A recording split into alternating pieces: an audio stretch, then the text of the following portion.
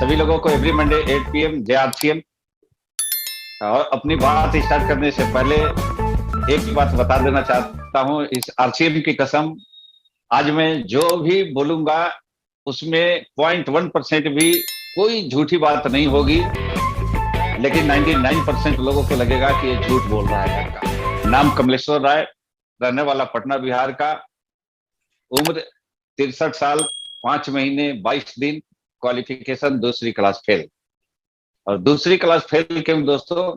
जब मैं दूसरी क्लास में था तो मेरे इस दाहिने हाथ में करंट लग जाने के कारण मेरी पढ़ाई लिखाई नहीं हुई। 25 साल तक हाथ काम नहीं करता था।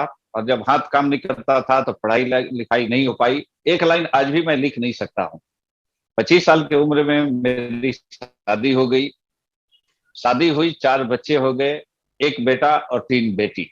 यहाँ बेटी शब्द का इस्तेमाल केवल मैं आपको समझाने के लिए करता हूँ, क्योंकि मैं कभी बेटी शब्द का इस्तेमाल नहीं करता, क्योंकि मेरा मानना है कि हिंदुस्तान की एक बेटी 1 लाख बेटे के बराबर होती है। आपको समझाने के लिए केवल बेटी शब्द का इस्तेमाल कर रहा हूँ। और जैसे ही मेरी 3 बेटियां हुई, पता नहीं उस दिन मेरे जिंदगी में क्या परिवर्तन आया कि जो अपने लोग थे वो हमसे थोड़े थोड़ा दूरी बनाने लगे।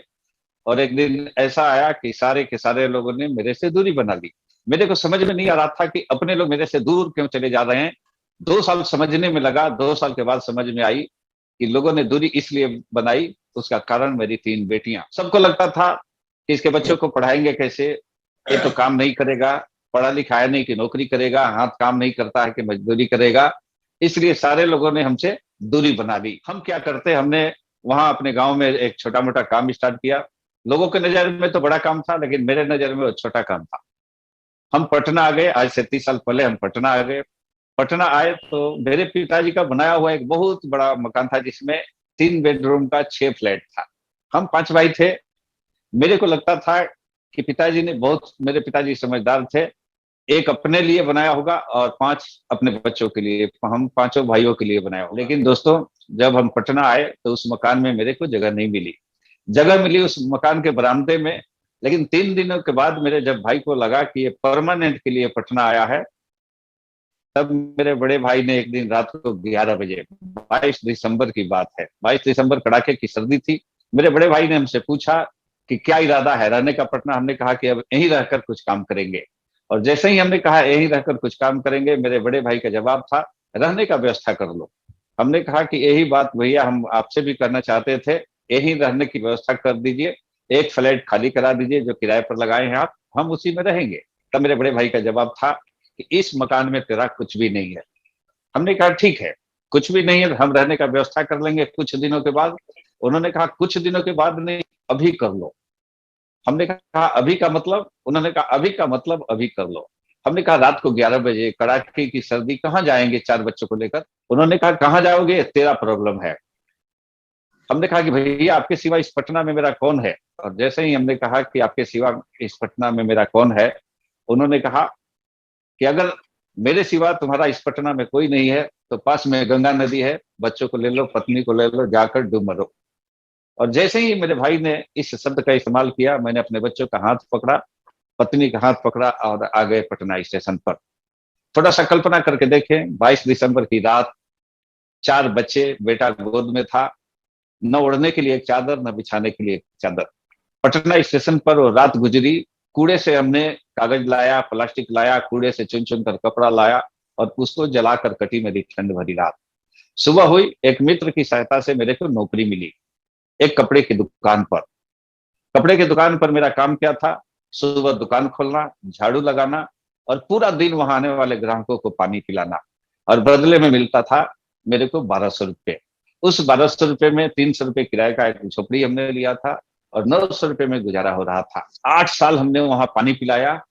इसलिए नहीं कि मैं बहुत गरीब घर का था, इसलिए नहीं कि मेरे भाई बहुत गरीब था। इसी पटना में मेरे एक भाई बहुत बड़े पत्रकार थे, एक भाई बहुत बड़ा 50-100 करोड़ का ठेके लेने वाला ठेकेदार, एक भाभी इनकम टैक्स कमिश्नर, एक भाई बैंक मैनेजर। और उसी पटना में हमने 1200 रुपये का नौकरी किया, एक कपड़े की दुकान पर पानी पिलाया। 1 साल नहीं, 1 साल, 2 साल, 3 साल, 4 साल, 5 साल, 6 साल, 7 साल। और मेरा तनख्वाह 1200 रुपये का 1200 रहा। जब भी हम कहते थे सेठ से कि मेरा सैलरी थोड़ा सा बढ़ा दो, उसका जवाब होता था कल से मत आना। और हम जाकर खड़े हो जाते थे। दोस्तों, बेटा मेरा थोड़ा सा बड़ा हुआ और बिना मेरे से पूछे मेरी बड़ी बिटिया और पत्नी ने उसका नाम एक स्कूल में लिखा दिया, जहाँ की फीस 15 रुपए थी। और लगातार 3 महीने एक दिन फीस नहीं देने के कारण मेरे बेटे का नाम काट दिया गया। वो डेट था 9 जनवरी 2004 का। मेरे बेटे का नाम काट दिया गया। मैंने स्कूल जाकर प्रिंसिपल का पैर पकड़ा, हाथ पकड़ा, रोया, गिड़गिड़ाया, लेकिन उस प्रिंसिपल ने मेरी बात नहीं सुनी। और उस दिन हमने आत्महत्या करने का निर्णय लिया। मैं वहां से निकला कि अभी जाऊंगा बाजार, एक जहर का पुड़िया लाऊंगा, खुद खाऊंगा, बच्चों को खिलाऊंगा और जीवन लीला समाप्त कर लूंगा। लेकिन जैसे दोस्त बाजार में निकले, हमने पॉकेट में हाथ डाला तो मेरे पॉकेट में 10 रुपए का भी नोट नहीं था। हमने सोचा कि अब घर नहीं जाएंगे 10 रुपया लेने, यही बाजार में किसी से मांग लेंगे। पटना के आईटीओ चौराहे पर, इनकम टैक्स चौराहे पर हम खड़े थे। अचानक मेरे बगल में एक बाइक रुकी और फिल्मी अंदाज में वह बाइक वाला बोलता है कि आजा मेरे बाइक पर बैठ जा। आवाज जाना पहचाना लगा। उसने हेलमेट उतारी तो देखा हमने कि एक मेरा बहुत पुराना दोस्त पूछता है कि कहाँ थे भाई इतने दिन से। हमने कहा आप कहाँ थे? उन्होंने कहा कि हम तुमको बहुत दिनों से ढूंढ रहे थे। हमने कहा हम भी ढूंढ रहे थे। उसने कहा क्यों ढूंढ रहे थे? हमने कहा पहले हमको 10 रुपए का एक नोट दो, उसके बाद बताएंगे क्यों ढूंढ रहे थे। उसने पर्स निकाला और पर्स में उसके बहुत सारे पैसे थे। उसने कहा 10 रुपए, 20 रुपए, 50 रुपए, 100 रुपए, 500, जितना लेना है ले लो, लेकिन एक शर्त है। मैंने कहा क्या शर्त है? उसने कहा पहले 2 घंटा समय देना पड़ेगा। हमने कहा 2 घंटे के बदले 4 घंटा ले लो, 8 घंटा ले लो, 8 दिन ले लो, 1 महीना ले लो, मेरे पास बहुत समय है, लेकिन पहले 10 रुपया दे दो। उसने कहा नहीं, पहले 2 घंटा दे दो। हमने कहा करना क्या पड़ेगा? उन्होंने कहा मेरे गाड़ी पर बैठो। उसके गाड़ी पर बैठे, वो ले गया पटना के आईएम में हॉल में, जहां आरसीएम बिजनेस की मीटिंग चल रही थी। उसने मेरे लिए भी टिकट लिया, अपने लिए भी लिया और जाकर हॉल में बैठाया और कहा कि यहाँ 2 घंटे बैठो, 2 घंटे के बाद 10 रुपया ले लेना और घर चले जाना। और उस 10 रुपए के लिए हम उस हॉल में बैठ गए। एक व्यक्ति आ रहा था, जा रहा था, उसके लिए लोग ताली बजा रहे थे, म्यूजिक बज रहा था, लोग डांस कर रहे थे। उसके बाद अगला व्यक्ति गया, उसने कहा कि मेरी इनकम 700। 4-5 लोग लाइन में खड़े थे, किसी ने कहा 800, किसी ने कहा 1200, किसी ने कहा 1500। उसके बाद फिर एक व्यक्ति ने कहा, उसके अगले लेवल वाले को बुलाया, किसी ने कहा मेरी इनकम 5000, किसी ने कहा 7000, किसी ने कहा 10,000। हमने अपने दोस्त से कहा कि देखो अगला जाएगा तो इनकम 20,000 बताएगा। और उस व्यक्ति ने फिर बुलाया कि सारे रॉयल्टी चीवर आ जाओ।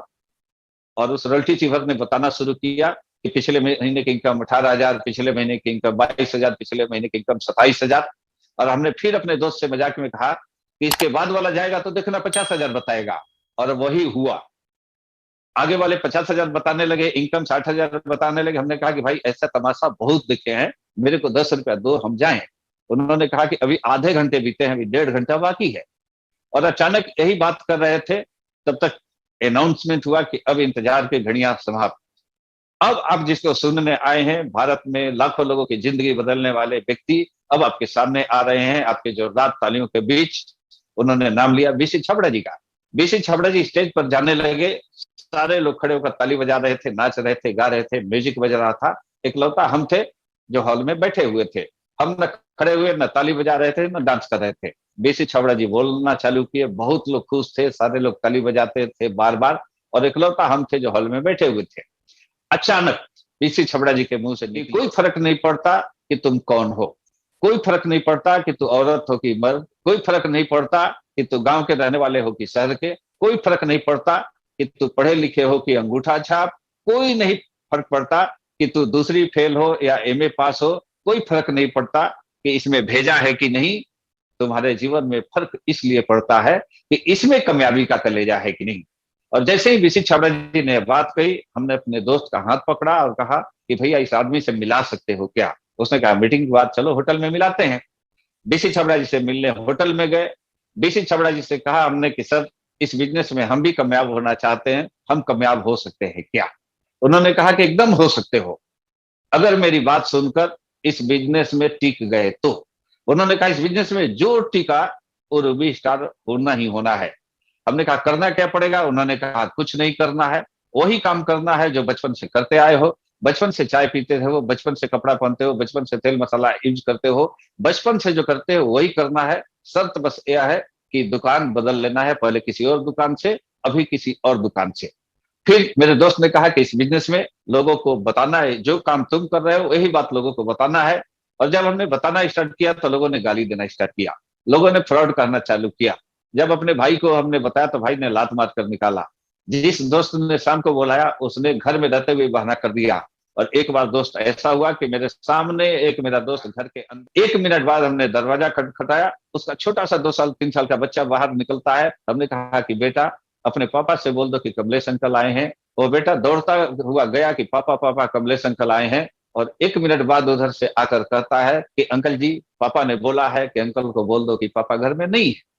हम बात समझ गए, हम वहां से चल दिए। बीसी छबड़ा जी को फोन किया हमने कि सर आपने कहा था कि यह बिजनेस दिलों को दिलों से जोड़ता है, मेरे जुड़े हुए लोग भी टूट रहे हैं, हम क्या करें। उन्होंने कहा क्या हुआ, मैंने कहा बताने लायक नहीं है, अब हम आरसीएम नहीं करेंगे। उन्होंने कहा 13 फरवरी को हम फिर पटना आ रहे हैं, हमसे मिलना, उसके बाद आरसीएम छोड़ने करने का निर्णय लेना। बीसी छबड़ा जी आए और बीसी छबड़ा जी ने कहा अब क्या इरादा है। हमने कहा अब आरसीएम नहीं करना है। उन्होंने कहा नहीं करना है तो क्या करोगे। हमने कहा कुछ भी कर लेंगे। उन्होंने कहा बच्चे तुम्हारे कितने हैं, मैंने कहा 4। उन्होंने कहा बड़ा बच्चा, हमने कहा बिटिया है। उन्होंने कहा शादी कर दिया, हमने कहा कि नहीं अभी तो 12 साल की है। उन्होंने कहा शादी करोगे, हमने कहा किसी दिन करेंगे। उन्होंने कहा कि देखो तुम्हारी बिटिया की शादी तो होगी, उसका 3 तरीका है। पहला तरीका कि वो तुमको बिना बताए शादी कर ले। दूसरा तरीका कि समाज के लोग उसकी शादी चंदा करके मंदिर में कर दे। और तीसरा तरीका है कि तू अपनी बिटिया की शादी कर तो हेलीकॉप्टर से विदाई कर सकता है, अगर मेरी बात मान ले तो। हमने कहा करना क्या पड़ेगा बताओ। उन्होंने कहा कि देखो सिंपल फॉर्मूला है, लोग तुमको क्या बोलते हैं इससे कोई फर्क नहीं पड़ता, आज से तुम वही बात करो जो मैं बोलता हूं। उन्होंने कहा कि प्रतिदिन 2 लोगों को इस बिजनेस के बारे में बताओ। हमने कहा ठीक है बताएंगे तो क्या होगा। उन्होंने कहा प्रतिदिन 2 लोगों को बताओगे तो महीने में होगा 60, उसमें से जुड़ ही जाएंगे 2 4 8। उन्होंने कहा प्रतिदिन 2 लोगों को बताओगे तो महीने में होगा 60, उसमें से जुड़ ही जाएंगे 2 4 8। और जो 2 4 8 जुड़े उनको भी यही फॉर्मूला सिखा दो। हमने कहा ठीक है सर। और फिर बीसी छबड़ा जी ने अपने स्टाफ से पेपर मंगाया, उस पेपर पर लिखा कुछ और लिफाफे में बंद किया। और उन्होंने कहा कि तुमने आरसी बिजनेस ज्वाइन कब किया था। हमने कहा कि हमने 9 जनवरी 2004 को। उन्होंने उस लिफाफे पर लिखा 9 जनवरी 2005। हमने कहा कि सर हमने 4 बोला। उन्होंने कहा मैंने सुना, हमने 5 लिखा। 9 जनवरी 2005 को तुम्हारा इस बिजनेस में 1 साल होगा। और 1 साल बाद जब होगा तो इस लिफाफे को खोलना, उसके पहले मत खोलना। हम घर आए, उस लिफाफे को ठीक से रख दिए, काम करने लगे, लोगों को प्लान दिखाने लगे, प्रतिदिन 2 लोगों को बताने लगे। महीने में 60, उसमें से जुड़ ही जाते थे 2 4 8। और लोगों को बताने लगे। चौथे महीने हम रॉयल्टी अचीवर बने, 8वें महीने हम टेक्निकल अचीवर बने। और दोस्तों 12वें महीने की मेरी इनकम, 12वें महीने की जो मेरी चेक आई थी वो 1,12,000 की थी। अब 1,12,000 की चेक आई थी, ये मायने नहीं रखता था। उस दिन मेरा 1 साल हुआ था बिजनेस में। और उस 1 साल होने पर हमने निर्णय लिया था कि आज उस लिफाफे को खोलेंगे कि उसमें से निकलेगा क्या, बीसी छबड़ा जी ने लिखा क्या है।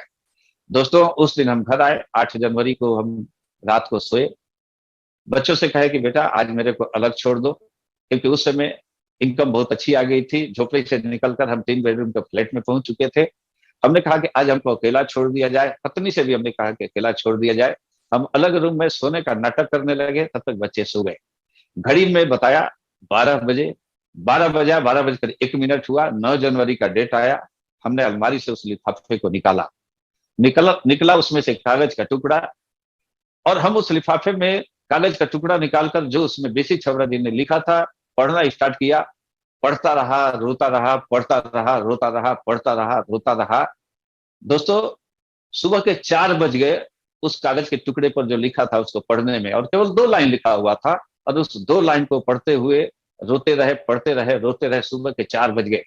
मेरी पत्नी आई, देखी कि रोते हुए, उसने कहा कि अरे पत्थर दिल इंसान, तू तो उस दिन भी नहीं रोया था जिस दिन बच्चा बीमार था, डॉक्टर ने कहा था कि यह दवा लाओ नहीं तो तुम्हारा बच्चा नहीं बचेगा। और तुम दवा का इंतजाम नहीं कर पाया था, उस दिन भी नहीं रोया था। ये तुम्हारे आंखों में आंसू कैसे, तुम्हारे आंखों में तो आंसू नहीं होना चाहिए, तो पत्थर दिल हो। हमने उस कागज के टुकड़े को अपनी पत्नी की तरफ बढ़ाया और उस कागज के टुकड़े को मेरी पत्नी पढ़ी, पत्नी भी रोने लगी। बच्चे आ गए, बच्चे जग गए कि मम्मी पापा रो क्यों रहे हैं। बच्चे उस कागज के टुकड़े को पढ़े, बच्चे भी हम उसको पकड़कर रोने लगे।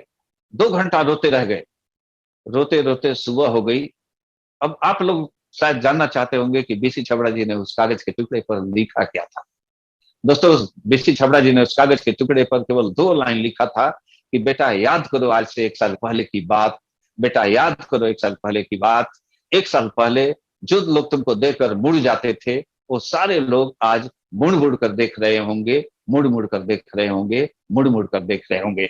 और दोस्तों, सही में लोग मुड़ मुड़ कर देखते थे। 1200 रुपए का नौकरी करने वाला, जिसकी पहली इनकम 52 रुपए आई थी, और 52 रुपए आई थी तो बीसी छबड़ा जी को हमने खूब गाली दिया था। और बीसी छबड़ा जी ने उस दिन कहा था कि बेटा, इस पर जितना जीरो लगाना चाहे लगा सकते हो। अगर तूने अपने अपलाइन की बात मानी तो उस पर 1 जीरो लग जाएगा। अगर तूने सिस्टम को फॉलो अप किया तो उस पर 1 जीरो और लग जाएगा। तुमने ड्रेस सही रखा तो 1 जीरो और लग जाएगा। मीटिंग सेमिनार अटेंड किया तो उस पर 1 जीरो और लग जाएगा। कब वो 52 रुपए 52 हजार में बदलेगा, कब वो 52 रुपए 1,52,000 में बदलेगा, और कब वो 52 रुपए 4 लाख 5 लाख में बदल जाएगा, तुम सोच नहीं सकते हो। केवल सिस्टम को फॉलो करो, केवल सिस्टम को फॉलो करो, और एक ऐसा अपलाइन चुनो जिस अपलाइन की बात लक्ष्मण रेखा हो, भगवान का दिया हुआ वरदान हो। वो अपलाइन जैसा कहे वैसा कर दो। हमने गुरुदेव जेके जैन सर को पकड़ा और हमने कहा कि सर, आज से आप जो भी कहेंगे हम करेंगे। जैन सर ने कहा कि 6 बेसिक को फॉलो करो। हमने कहा क्या है 6 बेसिक? उन्होंने 6 बेसिक बताया था कि 6 बेसिक का पहला रूल प्रोडक्ट यूज, 6 बेसिक का दूसरा रूल प्रोडक्ट के बारे में जानकारी लेना और प्रोडक्ट के बारे में जानकारी देना।